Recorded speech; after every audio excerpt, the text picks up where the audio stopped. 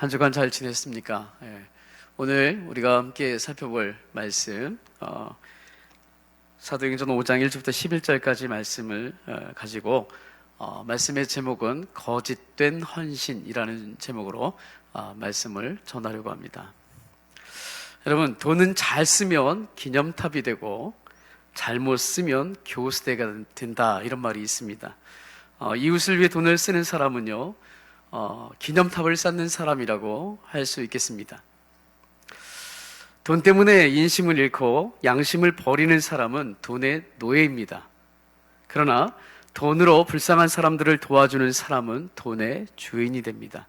돈이라는 것은 사실 그게 좋으냐 나쁘냐라고 판단하기는 어렵습니다. 그러나 그 돈을 가진 사람이 그 돈을 가지고 무엇을 어떻게 하느냐에 따라서 그 돈은 선한 일에 쓰임 받을 수도 있고 악한 일에 쓰임 받을 수도 있습니다. 그런 의미에서 돈의 노예가 아닌 돈의 주인이 되는 것은 매우 우리가 살아가면서 꿈꾸고 또 그렇게 살아야 할 줄로 믿습니다. 여러분, 돈의 노예가 되지 않은 가장 좋은 방법은 뭐냐 생각해 보니까요, 베푸는 삶을 사는 것입니다. 사실 우리가 돈이 많은 거 아니죠. 청년들이 무슨 돈이 많겠습니까? 그러나 여러분, 우리에겐 꿈이 있고요, 비전이 있고 시간이 있습니다. 하나님께서 여러분을 분명히 축복하실 거거든요. 인생을 살아가시면서 이제 여러분이 크게 대성공을 할 수도 있지만 그렇지 않을 수도 있습니다. 그런데 살아가는 우리 삶 속에서 하나님의 때에 따라서 시에 따라서 우리에게 주시는 은혜가 분명히 있을 겁니다. 그럴 때 그것을 가지고, 그 작든 크든 그것을 가지고 선한 일에, 주의 일에 헌신하게 되면 그 돈의 주인이 되어서 여러분 하나님께 영광되고 사람들 앞에 귀히 여김 받는 사람이 되겠죠. 그러나 얼마 가진 것 아니라 할지라도 내가 이것을 나 홀로만 쓰겠다, 심지어는 남의 것이라도 취해서 내 것을 만들겠다, 이런 욕심에 사로잡혀 살면 그는 돈의 노예가 되는 것이죠. 우리가 요즘 매스컴에서 보면 돈의 노예가 되었다가 결국 인생을 망치는 사람들을 적지 않게 볼 수 있습니다. 여러분, 그 TV 뉴스에 나오는 거 보면 좋은 것보단 좋지 않은 소식들이 훨씬 더 많잖아요. 다 욕심에 의해서 좌지우지 되는 거죠. 그러기에 우리가 하나님을 믿는, 우리가 믿음의 성도로서 살아갈 때 헌신이라는 거 정말 깊이 생각하고 또 우리의 삶 가운데서 행해야 되는 것임을 오늘 말씀을 통해서 함께 살펴보려고 합니다. 여러분, 오늘 사도행전 15번째 시간인데요, 헌신에는 참된 헌신이 있는가 하면 거짓된 헌신이 있다고 성경이 우리에게 말을 해줍니다. 오늘 우리가 같이 읽은 사도행전 5장 1절부터 11절까지 말씀에 등장하는 아나니아와 삽비라라고 하는 사람은요, 하나님께 헌신하였습니다. 헌신은 참 좋은 겁니다. 그런데 그 헌신이 헌신답지 못해서 결국 그들은 우리가 읽은 대로 죽임을 당하고 두 부부가 한날에 같이 묘에 장사되게 되었다는 거예요. 그런 의미에서 경각심을 가지고 헌신은 헌신인데 참된 헌신이 우리 가운데 있어야 한다라는 사실을 다시 한번 새기는 시간이 될 수 있기를 바랍니다. 여러분, 성경은요, 거짓에 대해서 굉장히 경고하는 것을 볼 수 있습니다. 요한계시록, 그러면 요한계시록은 세상 마지막 날 주님이 재림하셔서 결국 세상을 심판하시는 내용이 담겨 있습니다. 그래서 천국과 지옥으로 완벽하게 갈라지는 내용을 담고 있는데, 거기서 경고라는데요, 한번 볼게요. 계시록, 제가 여기다 쓰진 않았네요. 계시록 끝절에 보면 하나님께 거짓말하는 자들은 둘째 불못, 둘째 사망, 이라고 표현하는데 지옥에 던져진다고 말해요. 근데 그 앞에 보면 이 세상 임금, 공중 것에 잡은 자, 사탄 마귀가 가는 곳으로 그들도 따라가더라는 거죠. 그래서 거짓말은 사실 크리스천하고는 어울리지 않습니다. 왜? 요한복음 8장 44절에 보면 거짓의 아비가 누구냐? 사탄 마귀이기 때문에 그렇습니다. 그래서 예수 믿고 구원받은 사람에게는요, 거짓말을 멀리해야 되는 당연성이 있습니다. 오늘 거짓된 헌신, 하나님께서 굉장히 진노하십니다. 그런데요, 보시면 거짓된 헌신만이 아니고 오늘 성경에 보면 거짓된 사랑이 등장을 해요. 여러분, 반대말은 참된 사랑이죠. 참 사랑이 있습니다. 그런데 성경은 거짓된 사랑도 말하더라는 거죠. 요한일서 3장 18절 말씀에 이런 말씀, 자녀들아 우리가 말과 혀로만 사랑하지 말고 행함과 진실함으로 하자. 이 본문 안에는 진실한 사랑과 거짓된 사랑을 동시에 담고 있습니다. 말과 혀로만 하는 사랑은 참된 사랑이 아니라는 거죠. 거짓된 사랑이다라고 요한일서에서 사도 요한이 경고하죠. 또 거짓된 믿음이 있습니다. 디모데후서 1장 5절에 보니까 이는 내 속에 거짓이 없는 믿음이 있음을 생각함이라. 바울이요 디모데를 보면서 그 안에 있는 그 믿음이 거짓이 없는 믿음이다라고 칭찬하고 있어요. 그러면 이 본문을 보시면서 반대로 생각하면 거짓된 믿음도 있겠구나 라는 생각을 할 수 있겠죠. 그리고 거짓된 봉사와 섬김도 있습니다. 베드로전서 4장 11절에 보니까 누가 봉사하려면 하나님이 공급하시는 힘으로 하는 것 같이 하라. 이 말은 우리가 봉사하고 헌신하는 것은 내용물은 같고 겉으로 드러난 것 같지만 사실상 하나님이 주시는 힘으로 하는 사람은요, 그 봉사와 헌신을 하고 나서 자랑하지 않습니다. 우쭐하지 않아요. 어떻게 하죠? 주님께서 내게 힘을 주셨습니다 라고 고백하는 거죠. 그것이 봉사다운 봉사가 된다는 거예요. 그리고 또한 거짓된 용서에 대해서 성경이 말합니다. 용서는 하긴 하는데 진실한 용서가 아닐 수도 있다는 거죠. 마태복음 11장 35절에 너희가 각각 마음으로부터 형제를 용서하지 아니하면 나의 하늘 아버지께서도 너희에게 이와 같이 하시리라. 용서는 했다고 말하는데 중심에서 용서가 안 되면 참된 용서가 아니다라는 거예요. 근데 여러분, 인생을 살다 보면 사실 관계를 늘 좋게만 가질 수는 없는 것이 사실입니다. 그럼에도 불구하고 우리에겐 숙제가 있어요. 모든 사람과 화평하라고 성경은 말씀해요.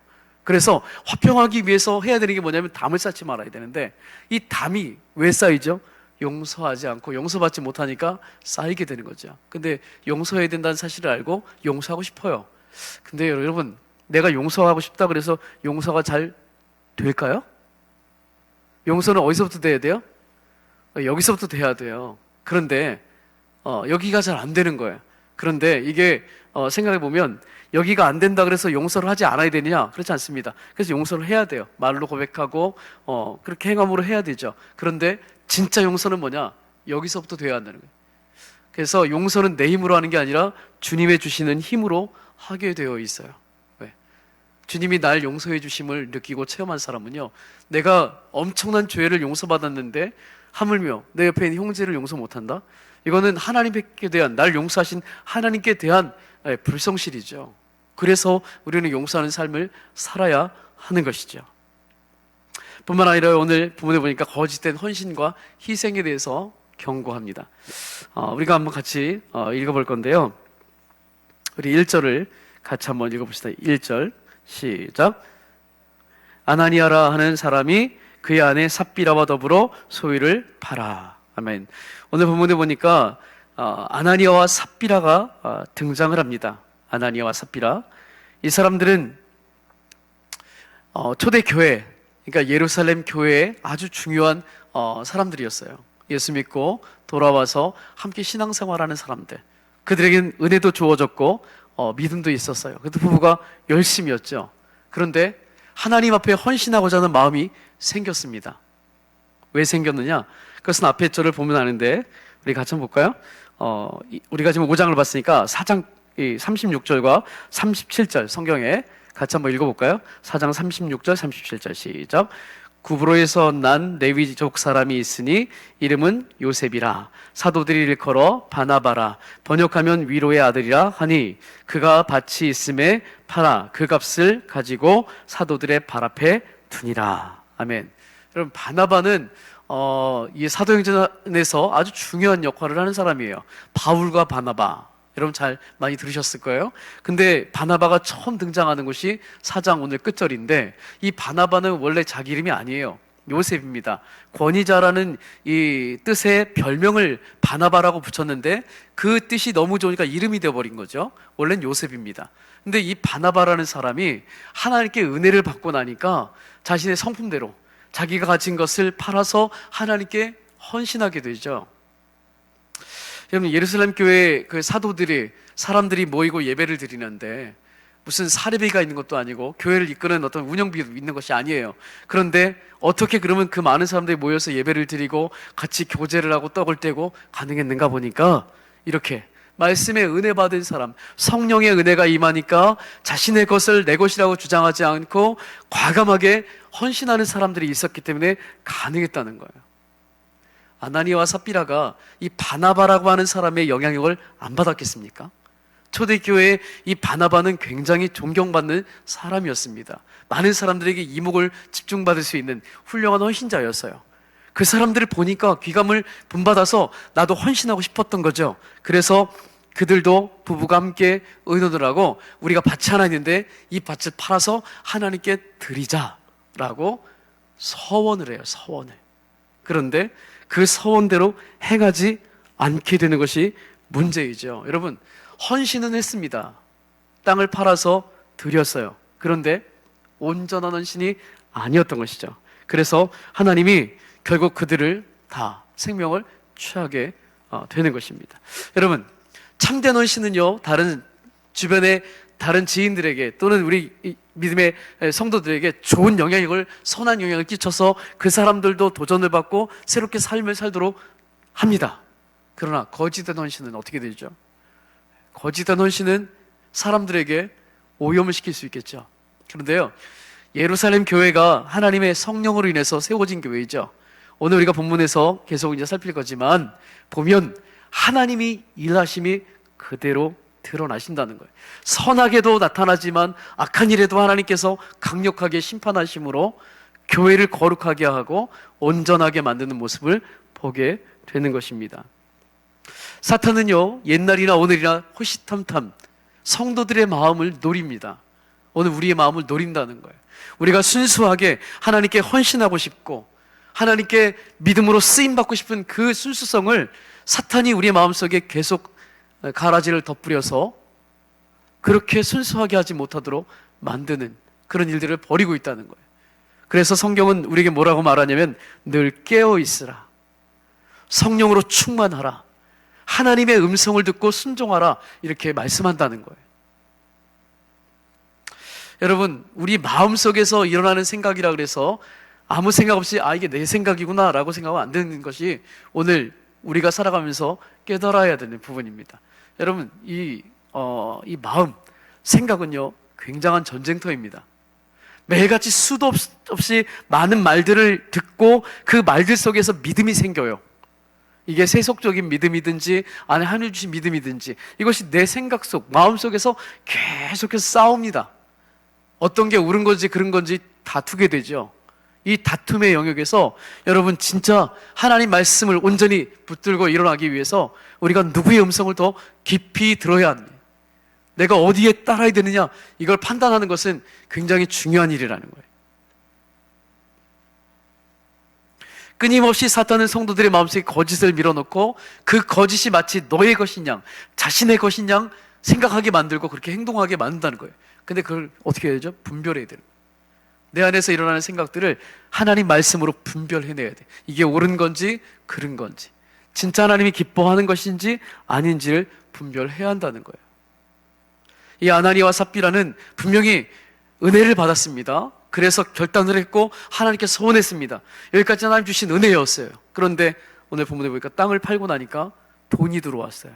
손에 돈이 주어졌는데 생각보다, 이건 제 추측입니다, 많았던 거예요. 자신들이 드리기로 어쩌고 생각했는데 생각보다 돈이 많았을 수도 있고, 돈을 보고 나니까 욕심이 생겼던 거죠. 그래서 그것을 온전히 드리지 않습니다. 여러분, 사도행전 4장 33절을 한번 읽어볼까요? 4장 33절 앞에 절 넘어가서 4장의 33절 같이 읽어봅시다. 시작. 사도들이 큰 권능으로 주 예수의 부활을 증언하니 무리가 큰 은혜를 받아. 아멘. 사도들이 큰 권능으로 주 예수의 부활을 증언하니까 이 모인 예루살렘의 성도들이 큰 은혜를 받았다, 이렇게 표현하고 있어요. 이 큰 은혜를 받은 사람들 중에 한 사람이 누구냐? 아나니아와 삽비라라는 거예요. 이들 부부도 거기에 앉아서 하나님의 일하심을 보고 은혜를 받고 감동을 받았어요. 그래서 하나님께 헌신하기로 서원했던 거죠. 여러분, 서원이 무엇인가요? 서원이라는 것은 하나님께 작정하는 것입니다. 약속하는 거예요. 하나님께 드리기로 서원했다는 말은 반드시 그 약속을 지켜야 한다는 것을 담고 있어요. 그런데 그들이 안 드리죠. 2절 말씀 한번 읽어볼까요? 2절 시작. 그 값에서 얼마를 감춤해 그 아내도 알더라. 얼마만 가져다가 사도들의 발 앞에 두니. 오늘 본문에서요, 얼마를 감추었다는 표현이 나오죠. 땅이 자기 땅이었죠. 그들 땅이었어요.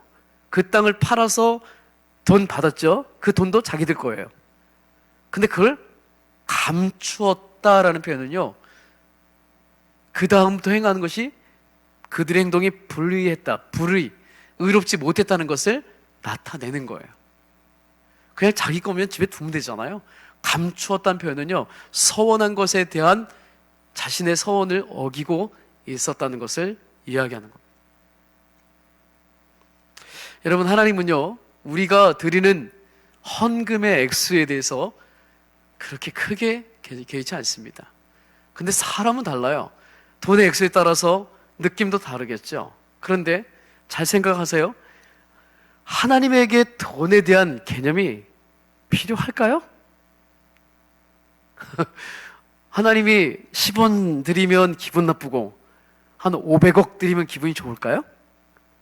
하나님하고는 아무 상관이 없어요. 하나님 뭘 보신다고요? 그 사람의 중심, 믿음을 보십니다. 하나님을 신뢰하고 하나님을 믿어서 그가 차원함으로 기쁨으로 드렸느냐, 이 사실이 중요한 거지 하나님께 드려진 헌금의 액수가 얼마냐 중요하지 않습니다. 사실 이 아나니아와 삽비라가 드린 돈 작지 않았을 거란 생각합니다. 예를 들어서 땅을 팔았는데 2억이 나왔어요. 그래서 1억은 감춰두고 1억을 갖다가 하나님께 드렸어요. 여러분, 1억 작아요, 커요? 여러분, 살면서 1억 헌금해 보신 분 손 들어보세요. 없죠. 앞으로는 드릴 건데, 그죠? 아직까지는 없을 것 같아. 경제 생활을 많이 안 했으니까. 경제 생활을 오래 한 사람도요, 1억을 하나님께 헌신한다는 거 그렇게 쉬운 일은 아닙니다. 그런데요, 하나님은요, 돈의 액수가 중요한 게 아니라 그의 중심을 보신다는 게 더 중요하다는 거예요. 오늘요, 개인의 문제입니다. 돈을 얼마를 드리냐는 그 사람들의 문제였어요. 그냥 1억 드리면 하나님께 영광이 돼요. 그런데 다른 게 뭐냐면 서원했다는 게 달라요. 하나님께 온전히 드리기로 작정하고 서원했다는 것은 다른 거라는 거예요. 그냥 내가 드린 것은 엄청난 헌신이지만 서원한 것에서 빼서 감추어두고 거짓말하는 것은 하나님께 대한 죄라는 거예요. 여러분, 그 성령이 일하실 때요, 성령은 교회를 부흥케 하시는데, 성령이 사람들의 마음도 부흥케 하시고 교회 공동체를 부흥케 하시는데요, 그 부흥케 될 때 강력한 사탄의 장난도 있어요. 그래서 하나님은 교회가 거룩하게 하나님께 구별돼서 순수하고 거룩하고 깨끗하게 부흥되기를 원하셔요. 그냥 사람들만 많이 모이고 사람들이 보기에 이목을 집중하는 그런 것을 보시는 게 아니라, 하나님은 하나님의 백성들이 모여서 하나님의 거룩하신 대로 그들도 거룩해서 믿음으로 사는, 물론 완벽하진 않죠. 그러나 하나님의 뜻에 순종하려고 하는 사람들의 모임 속에 하나님이 그곳에 기뻐 임하시고 일하신다는 거예요. 그런데 그곳에 죄가 들어와서 그 공동체를 오염케 할 때 하나님은 반드시 그것을 치리하신다는 거예요.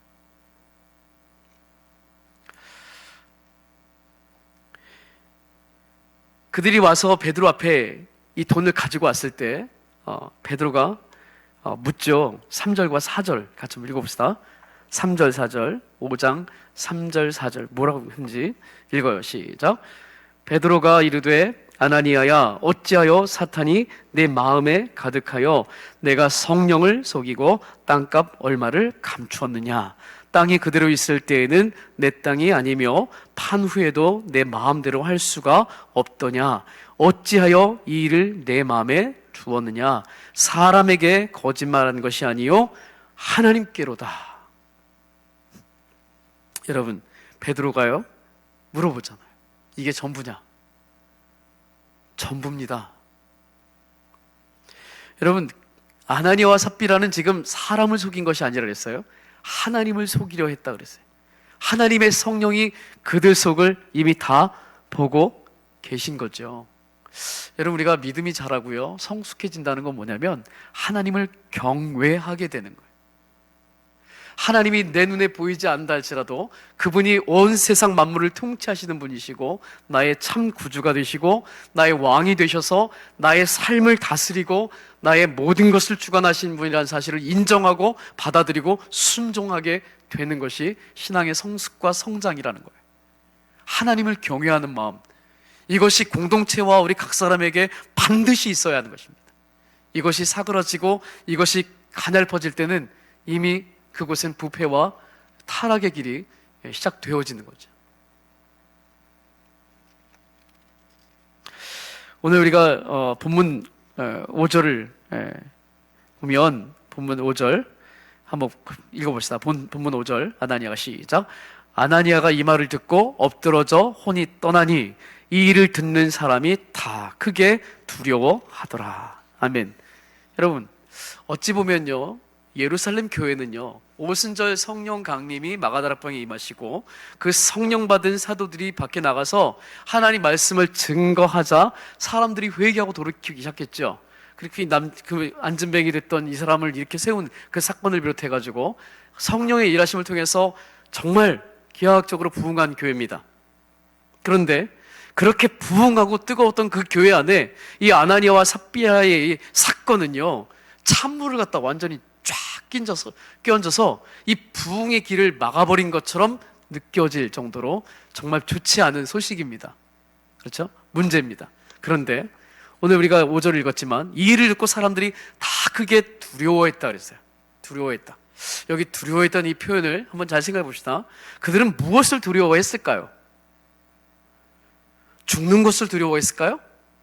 아니면 이 거짓말에 대한 부분을 엄히 책망하시면서 심판하시는 하나님을 두려워하게 됐을까요? 어느 쪽일 것 같습니까? 죽는 게 두려운 거예요? 하나님이 두려운 거예요? 무엇이 두려울까요? 여러분, 죽는 것이 두려운 게 아니고요 하나님의 존재를 두려워하게 된 거예요.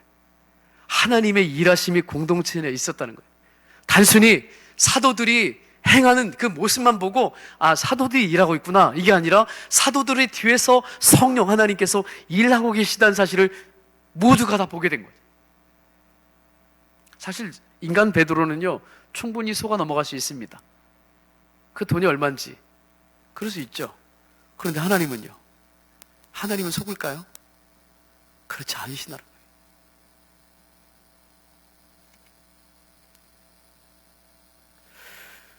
하나님은요 우리가 온전히 하나님을 따르고 순종하기를 원하십니다. 참된 신앙으로 주를 쫓고 의지하기를 원하세요. 적당히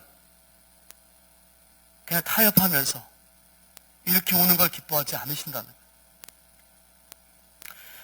오늘날 이제 우리가 21세기 살아가는데요. 이 한국 교회뿐만 아니라 전 세계 교회가 지금 때가 주님 오시는 날이 가까울수록 계속 시험대 위에 올라가야 되는 부분이 뭐냐면 거룩성이에요. 세상에서 진짜 구별된 하나님의 자녀들의 공동체인가? 하나님의 임재와 하나님의 능력, 말씀 앞에서 자신을 순수하게 내려놓고 정말 그 말씀 앞에 따르고 믿음으로 살아가는 그런 사람들의 모임으로 자리에서 거룩성이 드러나고 순수성이 빼앗기지 아니하고 여전히 존재하는 공동체일 것이냐, 아니면 적당히 타협하고 그냥 모이는 무리로서 끝낼 것이냐, 이 문제는 굉장히 심각한 문제인 거죠. 여러분 3시간 지나서요 그의 아내가 옵니다. 한번 읽어볼까요? 6절인데요 7절을 같이 한번 읽어봅시다. 시작. 3시간쯤 지나 그의 아내가 그 일어난 일을 알지 못하고 들어오니, 아내가 왔습니다. 3시간 후에, 이 3시간 후라는 것은 이제 3시간 전에 자기 남편이 성령을 속이려다 죽임을 당하고 장사됐습니다. 무덤에 묻혔어요. 그리고 3시간이 흘렀는데 아내가 그 일을 모르고 왔습니다. 그리고 벌어지는 일, 그것이 볼까요? 8절과 9절 같이 읽어요. 시작. 베드로가 이르되 그 땅 판 값이 이것뿐이냐 내게 말하라 하니 이르되 예 이것뿐이라 하더라. 베드로가 이르되 너희가 어찌 함께 꾀하여 주의 영을 시험하려 하느냐. 보라 내 남편을 장사하고 오는 사람들의 발이 문 앞에 이르렀으니 또 너를 메어 내 가리라 하니. 여러분, 이 아내는 자기 남편이 준 건 모릅니다. 근데 약속은 했잖아요. 거짓말을 해야죠. 그런데 오늘 본문을 자세히 보니까요, 베드로가 뭐라면 너희가 어찌하여 함께 꾀하여 주의 영을 시험하려 하느냐 이렇게 말씀하고 있어요. 아까 성령, 하나님을 속이려 했던 그 말씀과 오늘 주의 영, 성령을 시험하려 하느냐는 얘기는 똑같은 얘기죠. 하나님께 거짓말하려고 했어요. 야고보서 1장 13절에 보면요, 하나님은 악에게 시험을 받지도 아니하시고 친히 아무도 시험하지 아니하신다 이렇게 말씀하세요. 제가 원어 성경은 제가 갖고 있지 않아서 못 봤는데 그 영어 성경은 NASB를 보니까 이 시험이라는 단어를 temptation, 이게 tempt라고 번역을 했더라고요. 물론 NIV 보니까 NIV에는 테스트라고 돼 있어요. 근데 뭐 테스트냐 tempt냐, 사실 이 부분은요, 사실 주의 영을 시험한다라는 게 이거는 유혹과 미혹을 의미하는 거예요. 하나님의 나라와 하나님의 교회를 어지럽히려고 하는 사탄의 시험이었다는 거예요. 이것에 대해서 하나님은 엄하게 책망하시고 그 일로 인해서 결국 두 사람 다 죽임을 당하게 되었던 거죠. 사랑하는 여러분, 우리가 생활 가운데 쉽게 저지르는 죄악 가운데 아마도 거짓말이 가장 많지 않을까 하는 생각이 듭니다. 내가 하고 싶어서 할 수도 있고 그냥 실수로 할 수도 있고 그럴 수도 있겠죠. 그래서 세상은 하얀 거짓말이라고까지 표현하면서 이걸 어떻게든지 좀 뭐랄까요, 두둔하고 그렇게 하고 싶어 하죠. 그런데요, 오늘 믿음의 사람들은 분명히 알아야 합니다. 하나님 앞에서는 선과 악, 참과 거짓이 있는 것이지 적당한 자리가 없습니다. 하얀 거짓말이 없다는 거예요. 차라리 말을 하지 않는 게 옳은 거죠. 거짓말하는 것보다는 말을 안 하는 게 낫습니다.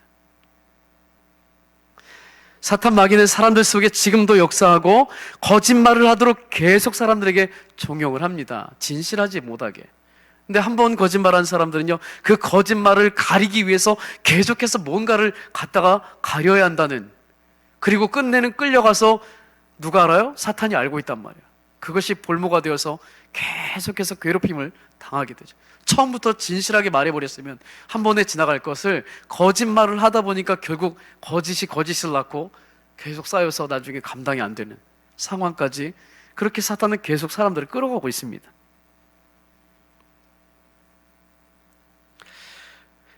하나님 우리에게 정직함을 원하세요. 진실함을 원하십니다. 우리가 때로는 거짓말하고 싶은 충동이 오고 그런 상황이 된다 할지라도 하나님 우리에게 계속 원하시는 것은 정직해라, 진실해라고 말씀하십니다. 그래서 정직한 사람은 용기가 있고요, 담대할 수 있습니다. 거짓말한 사람은 담대하지 못합니다. 왜냐하면 들통날까 봐 두렵잖아요. 근데 정직하게 말한 사람은 뭐 드러나도 똑같은 거니까 문제가 안 되겠죠. 본문 11절 다시 한번 이제 읽어보겠습니다. 본문 11절에 봅시다. 같이 온 교회 시작. 온 교회와 이 일을 듣는 사람들이 다 크게 두려워하니라. 아멘. 오늘 5절과 11절에 크게 두려워한다는 표현이 두 번 반복되고 있어요. 앞에는 남편이 죽어서, 뒤에는 아내가 죽어서. 근데 둘 다 뭐 했어요? 하나님을 시험하고 하나님께 거짓말하려다가 죽임을 당하고 나서 사람들이 크게 두려워하게 됐다는 거예요.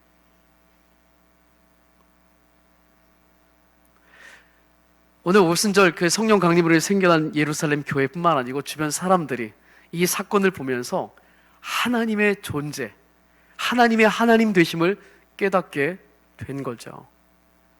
오늘 여러분 예배도 그렇고요, 우리의 신앙생활, 그리고 교회에서 하는 모든 행위들, 여기서 정말 온전하게 드러날 게 뭐냐면 하나님 되심이 드러나야 합니다. 하나님의 살아계심, 하나님이 이 공동체와 우리 삶을 붙들고 계심이 분명하고 선명하게 드러날 때 그 공동체를 하나님이 쓰시고 그 사람을 통해서 하나님이 일을 하신다는 거예요. 제가 잘 아는 집사님 부부가 나중에 이제 남편이 목회를 하게 됐어요. 신학을 했어요. 그래서 건천이라고 하는 저 경상도에 가서 지금 개척을 하고 교회를 하고 있습니다. 그런데 아내 되시는 그 이제 사모님이 암에 걸리셔서 얼마 전에 세상을 떠났어요. 남편이 아들 하나 데리고 지금 목회를 해요. 친구들과 주변의 아이들, 이제 교회 학교 애들도 오고, 근데 이제 교회 건물을 빼고 가정으로 들어가서 거실에서 예배를 드리고 있습니다. 여러분, 그런데 그 작은 공동체에서도 하나님은 일을 하세요. 예배가 예배다워지는 예배, 하나님 보시기에 합당한 예배로 올려지고 그렇게 드려지는 모습을 하나님 기뻐하신다는 거예요. 근데 그 사모님이 돌아가실 때 유언을 못 했대요. 내 아들이 최근에 어젠가요?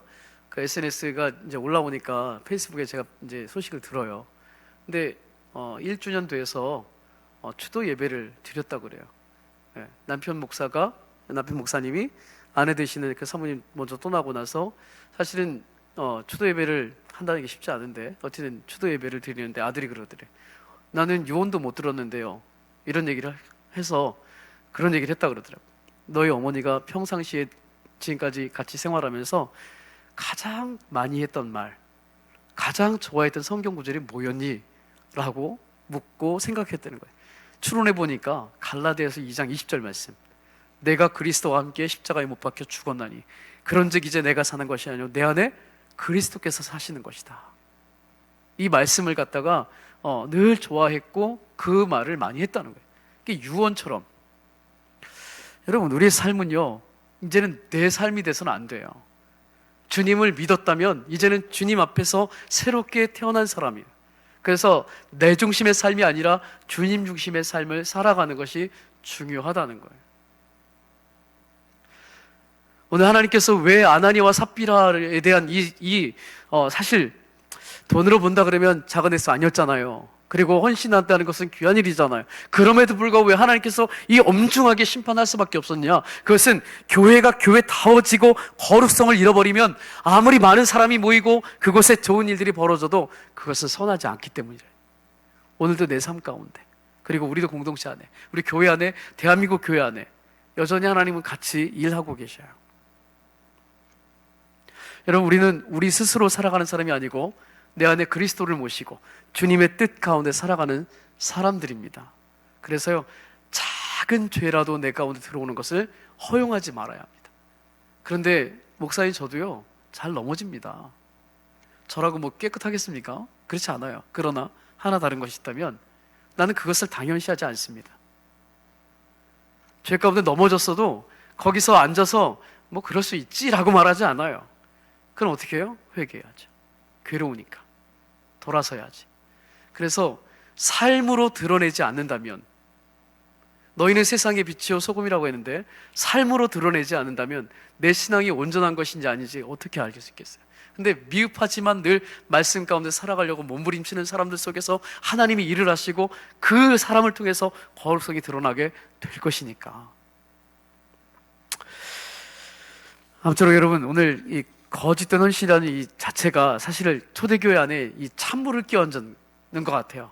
이 제목을 정하면서도 사실 이렇게 하나님께서 우리들 가운데 헌신하고, 여러분 좀 전에 우리 동훈이 형이 얘기했지만 1년이 이제 마무리가 됐잖아요. 오늘 마지막 주 11월 마지막 주 토요일이고 내일이 주일이죠. 교회력으로 보면 11월 말 되면은 1년이 끝납니다.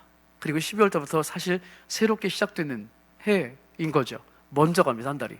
그러면서 마지막을 정리하고 새해를 준비하는 이 중요한 시간에 우리에겐 필요한 것이 헌신이죠. 헌신하는 삶만큼 아름다운 것이 없습니다. 그런데 그 헌신이 혹여라도 거룩성을 잃어버리면, 순수성과 성결함을 잃어버리면 그 헌신이 헌신다워지지 못하는 어려움이 생겨난다는 거예요. 그래서 우리 자신에게 오늘 말씀을 내 안에 새기면서, 하나님, 내가 거룩성을 잃어버리지 않는 순수함과 하나님께 성별된 모습으로 하나님께 드리는 헌신을 하나님께 올려드리기를 원합니다. 내년 임원으로 지체들도 있고 리더로 또는 봉사하는 많은 친구들이 있겠지만, 또 여기서 안 한다 할지라도 우리가 신앙생활 예배 속에서 하는 모든 그 행위가 하나님 앞에 거룩한 헌신이 되어서 하나님이 기뻐하시고 영광을 받으시는 그런 참된 헌신이 될 수 있기를 주님의 이름으로 축복합니다.